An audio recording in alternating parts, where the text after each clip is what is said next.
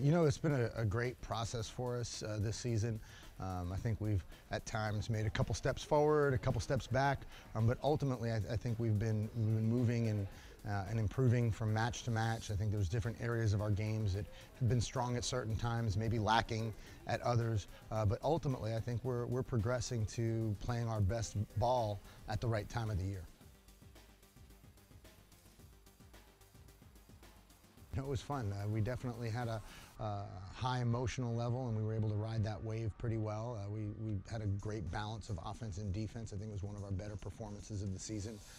And to be able to do that on a night that you honor your seniors makes it extra special.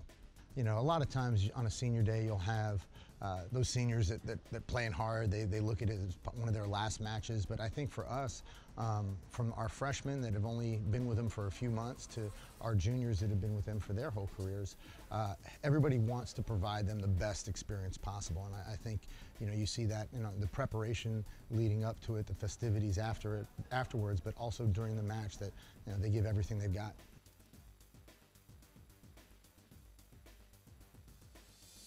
Even though Meredith was awarded Defensive Player of the Week, I think a lot of that competition for that award even happened within our own roster. You had Carly Reynolds that had an outstanding week defensively.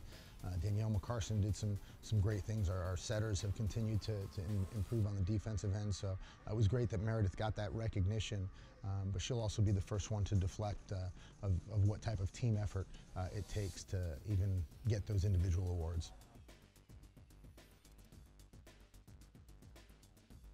This match here would kind of lock up a spot for us in the OVC tournament.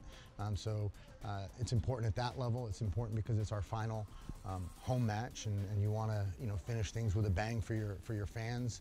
It's EKU, so you've got the competitive component there, which makes it exciting. And then we're also going to recognize Dr. Andrews for everything he's meant to the institution, the athletic department, but even the volleyball team.